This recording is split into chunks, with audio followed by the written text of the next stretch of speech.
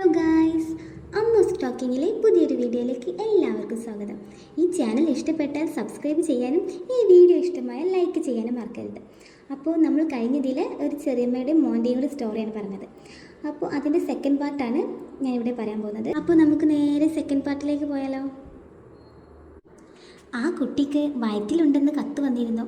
ഇവിടെ നിന്ന് ആരെങ്കിലും ഒന്ന് പോയി കണ്ടുവരണം. അമ്മ ഒരു ദിവസം അച്ഛനോട് പറഞ്ഞു. അച്ഛനും അമ്മയും ഞാനും കൂടിയാണ് ഒരു ദിവസം ചെറിയമ്മയുടെ വീട്ടിലേക്ക് പോയത്. വളരെ നേരം ബസ്സിലിരുന്ന് ആ യാത്ര എനിക്ക് വളരെയേറെ ഇഷ്ടമായി. പ്രത്യേകിച്ച് താമരശ്ശേരി കഴിഞ്ഞ് ഒരു മലയുടെ മുകളിലേക്ക് വളഞ്ഞു തിരിഞ്ഞു പോകുന്ന യാത്ര. ഏക്കർ കണക്കിന് നീണ്ടു കിടക്കുന്ന ഒരു വലിയ പുരയിടം ആയിരുന്നു ചെറിയമ്മയുടേത്. പണ്ടു കാലത്ത് കൊല്ലിനും കൊലക്കും ഒക്കെ അധികാരമുണ്ടായിരുന്നത്രേ അവരുടെ തറവാട്ടുകാർക്ക്. ഇപ്പോൾ ചെറിയമ്മയുടെ വൃദ്ധയായ അമ്മയും അമ്മായും മാത്രമേ വീട്ടിൽ താമസിക്കുന്നുള്ളൂ. മറ്റുള്ളവർ ഭാഗം വാങ്ങി മാറി താമസിക്കുന്നു. വീർത്തു നിൽക്കുന്ന വെളുത്ത നിറമുള്ള വയറുമായി നടന്നിരുന്ന ചെറിയമ്മയെ കാണാൻ എനിക്ക് പ്രത്യേകിച്ചൊരു ഇഷ്ടം തോന്നി. ചെറിയമ്മയുടെ അമ്മയുമായി അച്ഛൻ അമ്മമാർ സംസാരിക്കുമ്പോൾ ചെറിയമ്മ എന്നെ അവരുടെ പുരയിടം ചുറ്റി കാണിച്ചു തന്നു. നിറയെ കശുമാവ്, പ്ലാവ് എന്നീ മരങ്ങൾ നിറഞ്ഞു നിൽക്കുന്നു. കുറേ സ്ഥലം കാട് പിടിച്ച് നിൽക്കുകയാണ്. അമ്മമ്മ കാട് വെട്ടിത്തെളിച്ച് കുറേ സ്ഥലത്ത് കൃഷിപ്പണി തുടങ്ങിയിരിക്കുന്നു.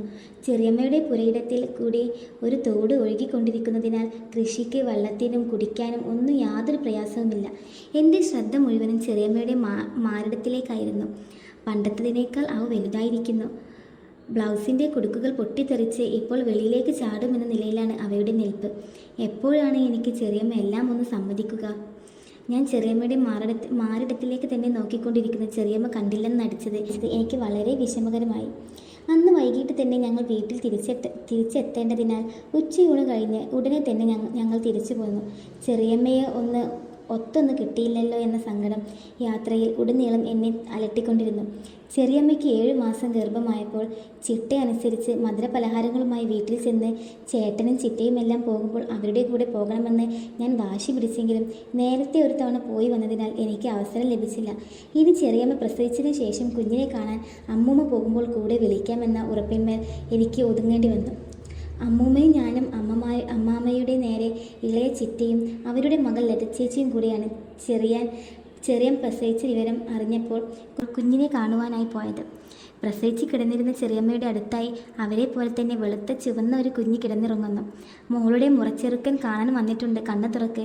ചെറിയമ്മയുടെ അമ്മ പറഞ്ഞത് കേട്ട് എല്ലാവരും പൊട്ടിച്ചിരിച്ചപ്പോൾ ഞാൻ ആകെ നാണിച്ചു പോയി. ഞാൻ പല തവണ കൈകാര്യം ചെയ്ത അതെല്ലാം പല്ലില്ലാത്ത മോണ കൊണ്ട് ആ കുഞ്ഞ് നൊട്ടി നുണഞ്ഞു കുടിക്കുന്നത് ഞാൻ ഹിമ വെട്ടാതെ നോക്കി നിന്നു. ചെറിയമ്മയുടെ അതെല്ലാം ഇപ്പോൾ പൂർവാധികം വലിപ്പം വെച്ചിരിക്കുന്നു. വെളുത്ത ചുവന്ന തൊട്ടാൽ ചോര തെറിക്കുന്ന മട്ടിൽ നിൽക്കുന്ന അവിടെ നിന്ന് എനിക്ക് കണ്ണെടുക്കുവാൻ തോന്നിയില്ല. ചെറിയമ്മയും ചിറ്റയും എന്നോട് പുറത്തു പോയി കളിച്ചോളാൻ പറഞ്ഞപ്പോൾ തീരെ മനസ്സോടെയാണ് ഞാൻ അവിടെ നിന്ന് പുറത്തേക്ക് പോയത്. അതായിരുന്നു ഞാൻ ചെറിയമ്മയുടെ വീട്ടിലേക്ക് അവസാനമായി പോയ യാത്ര. സാഹചര്യങ്ങൾ ആകെ മാറി മറിഞ്ഞത് വളരെ പെട്ടെന്നായിരുന്നു. ചെറിയമ്മയുടെ മൂത്ത മകളെ പ്രസവിച്ച 1 വർഷം തികയുന്നതിന് മുമ്പ് തന്നെ ചെറിയമ്മ വീണ്ടും ഗർഭിണിയായി. അതോടൊപ്പം തന്നെയായിരുന്നു ചെറിയമ്മയുടെ അമ്മയുടെ അസുഖം ആയിട്ടുള്ള കിടപ്പും പിന്നീടുണ്ടായ മരണവും. വീട്ടിൽ ആളില്ലാതെ ആയതിനാലും ചെറിയ കുട്ടികൾ ഉള്ളതിനാലും ചെറിയമ്മയ്ക്ക് പിന്നെ ഞങ്ങളുടെ വീട്ടിലേക്ക് വരാൻ കഴിഞ്ഞില്ല. രണ്ടാമത്തെ മകളെ പ്രസവിച്ച 1 വർഷം കഴിഞ്ഞ ഉടനെ മൂന്നാമത്തെ മകളുടെ വരവായി. അങ്ങനെ തീരെ പ്രായവ്യത്യാസമില്ലാതെ 3 കുഞ്ഞുങ്ങൾ ഉള്ളതിനാൽ ചെറിയമ്മയുടെ വിവരങ്ങൾ 2-3 മാസം കഴിയുമ്പോൾ വന്നിരുന്ന കത്തുകളിൽ നിന്നോ ഇടയ്ക്ക് പകൽ സമയത്ത് അമ്മൂമ്മയെ കാണാൻ വന്നിരുന്ന ബാലമാമയിൽ നിന്നോ ആണ് അറിയാൻ കഴിഞ്ഞിരുന്നത്. അമ്മയും ഇപ്പോൾ കൃഷിക്കാര്യങ്ങളും പുതിയ മറ്റൊരു ഏർപ്പാടുകളുമായി തിരക്കിലായി കഴിഞ്ഞിരിക്കുന്നു.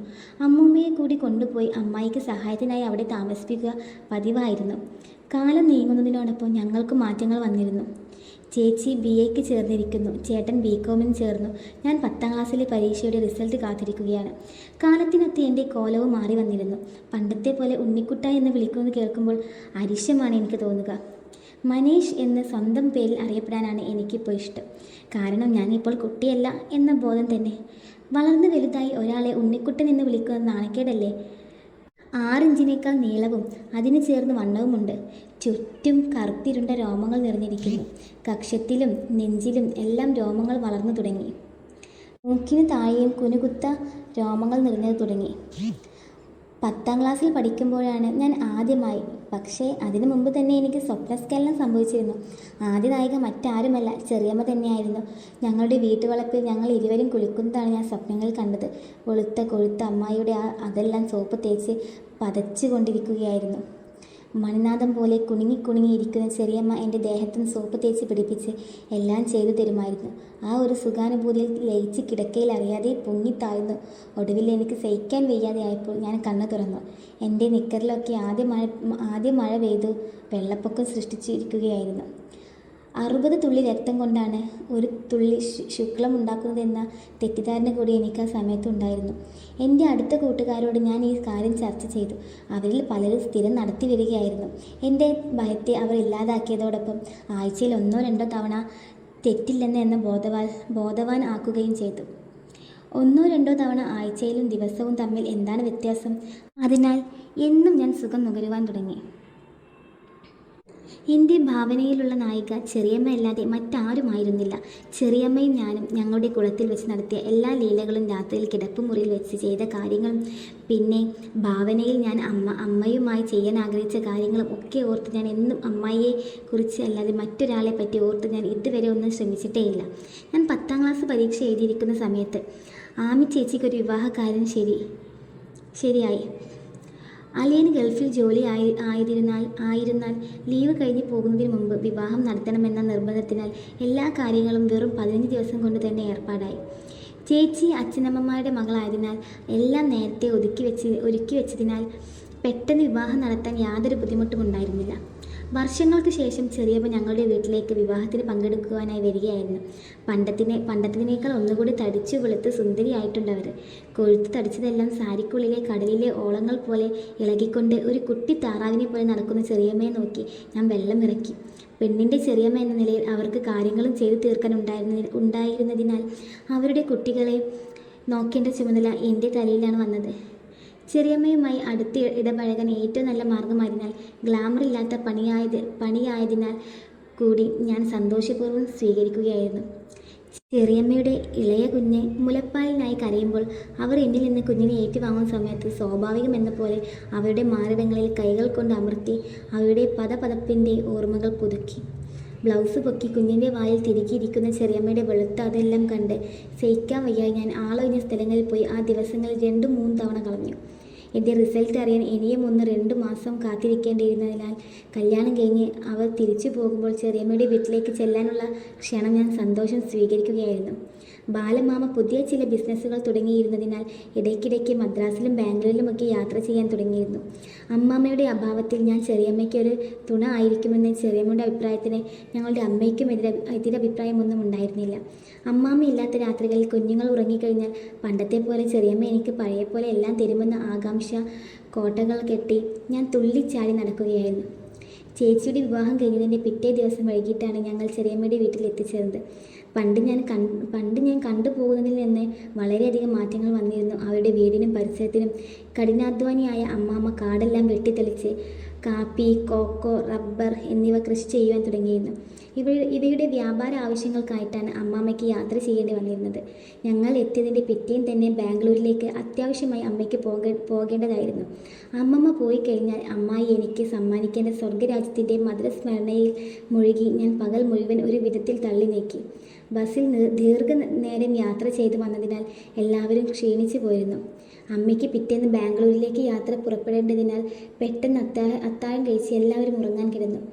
വിശാലമായ ഒരു മുറിയായിരുന്നു ചെറിയമ്മയുടെ കിടപ്പുമുറി. ഒരറ്റത്ത് നിവർത്തിയിട്ട കട്ടിലിൽ അമ്മാമ്മയും മൂത്ത മകൾ ഷീബയും ഉറങ്ങാൻ കിടന്നു. താഴത്ത് നിവർത്തിയിട്ട വിശാലമായ കിടക്കിൽ ഒരറ്റത്ത് ഞാനും പിന്നെ ചെറിയമ്മയും കിടന്നു. ഞങ്ങളുടെ ഇടയിൽ ഇളയ കുഞ്ഞുങ്ങൾ കിടക്കുന്നുണ്ടായിരുന്നു.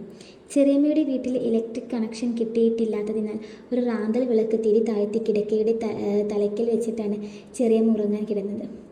കുട്ടികളെല്ലാം പെട്ടെന്ന് തന്നെ ഉറക്കം പിടിച്ചെങ്കിലും എനിക്ക് പെട്ടെന്ന് ഉറങ്ങാനൊന്നും കഴിഞ്ഞില്ല. കൈ നീട്ടിയാൽ പിടിക്കാവുന്ന അകലത്തിൽ എൻ്റെ വളരെ കാലത്തെ സ്വപ്നമായ ചെറിയമ്മ കിടക്കുന്നു. എല്ലാവരും ഉറങ്ങിക്കഴിഞ്ഞതിന് ശേഷം വേണം അമ്മായിയുടെ ദേഹത്ത് മതിയാവോളം തൊടാനും. ഞാൻ എൻ്റെ ആഗ്രഹങ്ങൾ മനസ്സിലിട്ട് താലോലിച്ചു കൊണ്ടിരിക്കുമ്പോഴാണ് കട്ടിൽ നിന്ന് അമ്മാമ്മ ഇറങ്ങി വരുന്നത് കണ്ടത്. ഇതെന്തിനുള്ള വരവാണെന്നറിയാതെ ഞാൻ ആശ്ചര്യമായി നോക്കിയിരിക്കുമ്പോൾ അമ്മായി കിടക്കുന്നതിനടുത്ത് ചെന്നിരുന്നു. ഞാൻ കണ്ണുകൾ പാതി അടച്ച് നടിച്ച് കിടക്കുകയായിരുന്നു. ഓ, എന്തൊരു ഭാഗ്യവാനാണ് ഈ അമ്മാമ്മ എൻ്റെ മനസ്സിൽ അസൂയ മൂത്തു. കറുത്ത കാക്കപ്പറമ്പിനെ പോലെയുള്ള ഇയാൾക്ക് വെളുത്ത് ചുവന്ന സുന്ദരിയായ ചെറിയമ്മയെ സ്ഥിരമായി കിട്ടുവാൻ ഇയാൾ എന്തെങ്കിലും മുൻജന്മ സുഹൃത്തും ചെയ്തിരിക്കണം. ഷോ, കുറച്ച് കഴിഞ്ഞിട്ടാകാം ഉണ്ണി ഉറങ്ങിയിട്ടില്ല. ചെറിയമ്മ അടക്കിയ ശബ്ദത്തിൽ അമ്മാമ്മയെ വിലക്കി. കാത്തു നിൽക്കാനൊന്നും എനിക്ക് സമയമില്ല. നാളെ രാവിലെ യാത്ര പോകേണ്ടതല്ലേ. എന്നാൽ ഇന്ന് ചെയ്യേണ്ടെന്ന് വെച്ചൂടെ? 4 ദിവസമായില്ലേടി, എല്ലാം ഒതുക്കി പിടിച്ച് നടക്കുക. വാ, നമുക്ക് വരാന്തയിലേക്ക് പോകാം. മുറിയുടെ വാതിൽ ശബ്ദമില്ലാതെ തുറന്ന് വരാന്തയിലേക്ക് നടന്ന അമ്മാമ്മയെ ചെറിയമ്മ അനുഗമിക്കുന്നത് ഞാൻ വിഷണ്ണനായി നോക്കി നിന്നു. ചാരിയിട്ട വാതിലിൻ്റെ വിടവിലൂടെ വരാന്തയിൽ നിഴലുകൾ ചുറ്റിപ്പിണയുന്നതും എനിക്ക് കാണാമായിരുന്നു. എനിക്കാകെ നിരാശയും അരിശവും വന്നുപോയി. ഇല്ല, ഇവരെ ഇങ്ങനെ സൂഹിക്കാൻ വിടുന്നില്ല. ഉറങ്ങിക്കിടന്ന അമ്മാമ്മയുടെ ഇളയ കുഞ്ഞിനെ കിളന്തു ബാക്കിൽ അമർത്തിയൊന്ന് ഞാൻ നുള്ളി ഉണർത്തി. കുഞ്ഞ് കിടന്ന് കരയാൻ തുടങ്ങിയപ്പോൾ ചെറിയമ്മ വെളിയിൽ നിന്ന് അകത്തേക്ക് വന്നു. ഉടുത്ത മുണ്ട് വാരിയെടുത്ത് ചുറ്റിയിരിക്കുന്നു. കുഞ്ഞിൻ്റെ പുറത്ത് പതിയെ തട്ടിക്കൊണ്ട് അമ്മായി അതിനോട് ചേർന്ന് കിടന്നു. വെളുത്ത് കൊഴുത്ത അമ്മായിയുടെ നഗ്നമായ അത് പാതി അടച്ച കണ്ണുകൾ കൊണ്ട് നോക്കി രസിച്ചു കിടന്നു. താൻ ഇങ്ങോട്ട് വരുന്നുണ്ടോ? വെളിയിൽ നിന്ന് അമ്മാമ്മയുടെ അക്ഷമയോടെയുള്ള ചോദ്യം കേട്ടു. ഇനി ഇങ്ങോട്ട് വന്നോളൂ, ഞാൻ എണീറ്റാൽ മോള് കരയാൻ തുടങ്ങും. ഉണ്ണി ഉറങ്ങിക്കഴിഞ്ഞോ? ഉറങ്ങിയെന്ന് തോന്നുന്നു. ഞാൻ കണ്ണുകൾ ഇറക്കി പിടിച്ച് ഗാഢനിദ്ര എന്ന പോലെ കിടന്നു. അമ്മമ്മ അകത്തേക്ക് പ്രവേശിച്ച കാലടി ശബ്ദം കേട്ടപ്പോൾ കണ്ണുകൾ പഴയതുപോലെ പാതി തുറന്നു കിടന്നു. എന്തു തന്നെയാണേലും പരമഭാഗ്യവാൻ തന്നെ. ഇത്ര വേഗം കഴിഞ്ഞോ? അമ്മാമ്മ എണീറ്റപ്പോൾ അമ്മായി ചോദിക്കുന്നത്. എനിക്കൊന്നുമായില്ല, ചൂടായിട്ട് വരുന്നതേ ഉണ്ടായിരുന്നുള്ളൂ. നമുക്കൊന്നും കൂടി നോക്കിയാലോ? ഇനി എനിക്ക് വയ്യ, ആകെ ക്ഷീണിച്ചു പോയി. നന്നായിട്ടൊന്ന് ഉറങ്ങട്ടെ. ഓ, സ്വന്തം കാര്യം കഴിഞ്ഞല്ലോ അല്ലേ? അമ്മാമ്മ മറുപടി ഒന്നും പറയാതെ കട്ടിലിൻ്റെ മുകളിലേക്ക് കയറി. അധികം വൈകാതെ അവിടെ നിന്ന് കൂർക്കം വരെ തുടങ്ങി. വാസ്തവത്തിൽ എനിക്ക് ചെറിയമ്മയുടെ സഹതാപമാണ് ഉണ്ടായത്. പൂർണ്ണമായും സുഖിക്കാൻ ആവാതെ ചൂട് പിടിച്ച എൻ്റെ കൈയകലത്തിൽ അവർ കിടക്കുന്നു. അവരുടെ ആഗ്രഹം തീരുവോളം സുഖിപ്പിക്കാനുള്ള ആഗ്രഹവും കഴിവുമുള്ള ഞാൻ ഇവിടെ വെള്ളം ഇറക്കി കിടക്കുന്നു. കുറച്ചു സമയത്തിന് ശേഷം ഞാൻ ചെറിയമ്മയെ ഒന്ന് ആസ്വദിച്ചു. പക്ഷേ അന്ന് ഞാനാണെന്ന് ചെറിയമ്മയ്ക്ക് അപ്പോൾ ഇരുട്ടിൽ മനസ്സിലായില്ല. അത് വിശദമായി അടുത്ത പാർട്ടിൽ വിശദീകരിക്കാം. ഓക്കെ, അപ്പോൾ നിങ്ങൾക്ക് ഈ ചാനൽ ഇഷ്ടപ്പെട്ടാൽ സബ്സ്ക്രൈബ് ചെയ്യാനും ഈ വീഡിയോ ഇഷ്ടപ്പെട്ടാൽ ലൈക്ക് ചെയ്യാനും മറക്കരുത്. അപ്പോൾ പുതിയൊരു വീഡിയോയുമായി കാണാം. Okay, by.